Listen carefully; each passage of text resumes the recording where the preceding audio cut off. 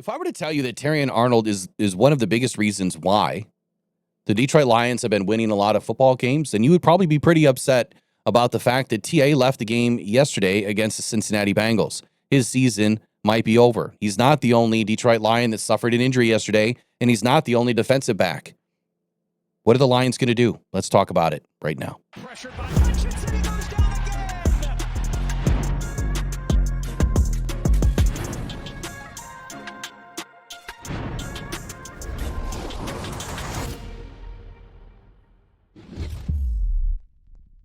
All right, do us a huge favor, man. Like, share, and subscribe to the channel. We'd greatly appreciate it. And also leave us a comment below.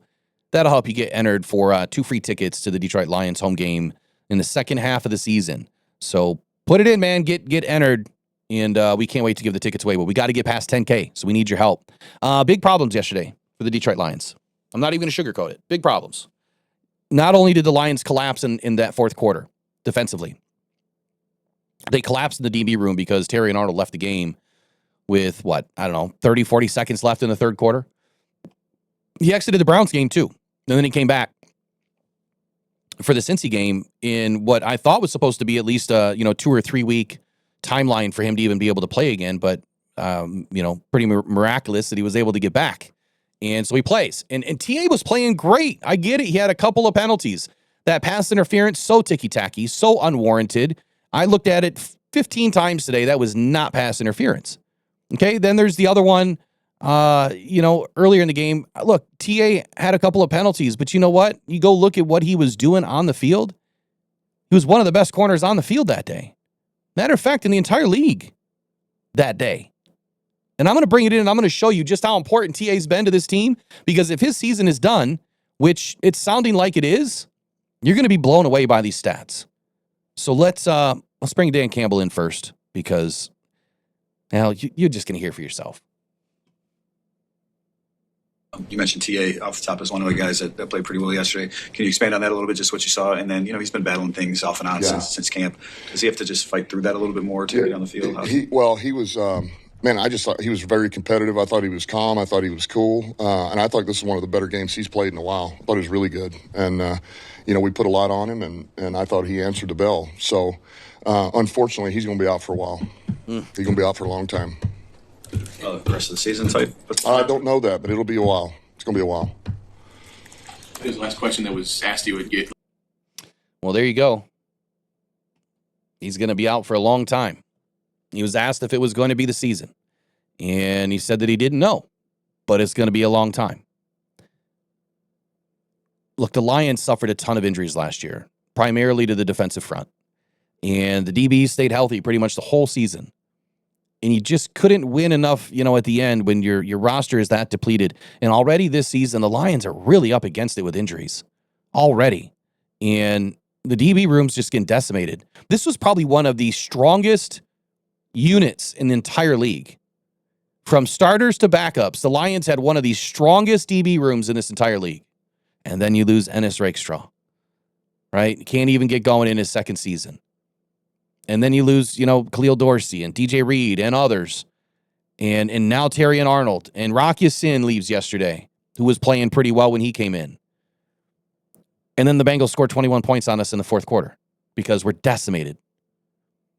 This is not good. What are the Lions going to do? That's the question.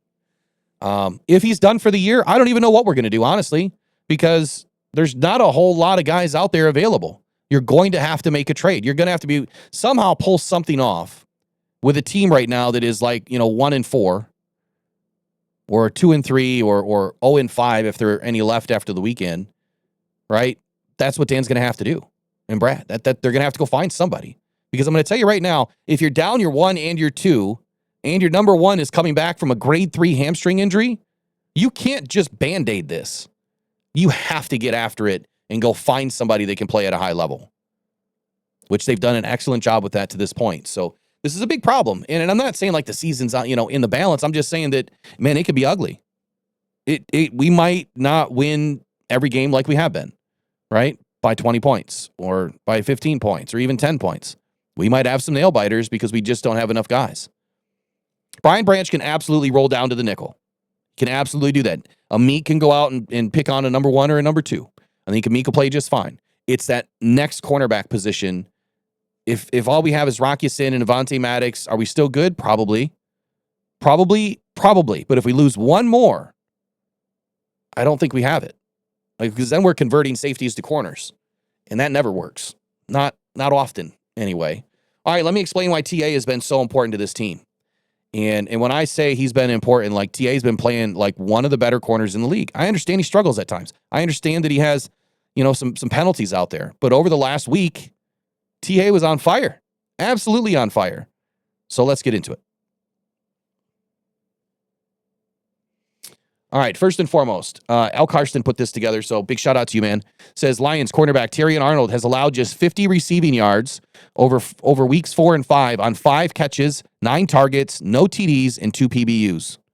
71.5 passer rating allowed. He ranks in the top 25 among 101 qualifying cornerbacks in that span. For context, 55 corners, including several who played only one game, have allowed more yards in coverage over the last 2 weeks than Terrion Arnold. Look at some of these names. Derek Stingley, Quinnen Mitchell, Devin Witherspoon, Sauce Gardner, Christian Gonzalez, all first-round picks in the last 5 seasons. Denzel Ward, Cooper DeJean, Christian Benford, Tyson Campbell, Mike Sinistro, L'Jarius Sneed, Darius Slay. You're going to sit here and tell me that he hasn't been valuable to this team when he's been playing better than all of those guys? Again, he's going to get some shots at him. He's been getting penalized by these refs ever since he entered the league. And you go look at these plays, I'm telling you, it's some ticky-tacky BS. I watched all of them again today, multiple times. Colton Pouncey said that he just watched all of the coverage as well of Terrion Arnold. He says that he was anticipating routes. He knew where his help was, routinely challenged 2 of the better receivers in the league. Thought he played well. Lions need him. Lions absolutely need him, and Terrion Arnold was absolutely playing really well. How about this one? This one's going to blow your mind. This one's huge. This was prepared by Pride of Detroit, and I think that Al Karsten put this together in a spreadsheet. With Terrion Arnold in the game yesterday, the Lions allowed 3 points, 4.1 yards per play, offensive success rate of 34.1%, EPA per play of 0.34, yards per pass attempt of 3.9, a collective passer rating of 28.9, and an explosive play rate of just 2.3%, all ranked first in the league. And only a 10% interception rate, ranking second, only, right? Incredible. With Terrion out of the game yesterday for the last 14 offensive snaps of the Bengals, the Lions were 26th or 24th in all metrics except for the interception rate, 0%. Yeah, but Terrion wasn't playing well, right? That's when they scored those 21 points. You better ask somebody about TA because that dude, look, he knows how to play the game. He absolutely does. And he's been playing at a high level.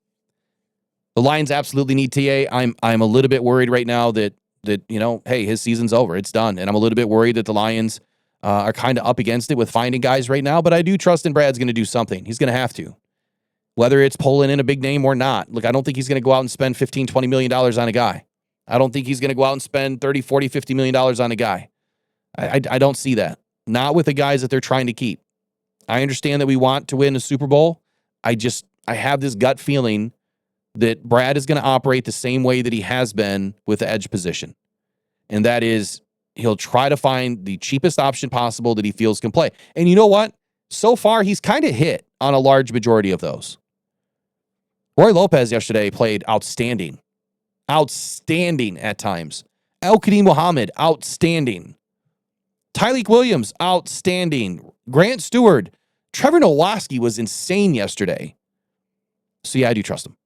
I absolutely trust Brad Holmes to go find somebody. It just sucks we're in this position yet again. So let me know about your thoughts and comments below, what you guys think about this whole Terrion Arnold situation. Do you have any belief in him at all?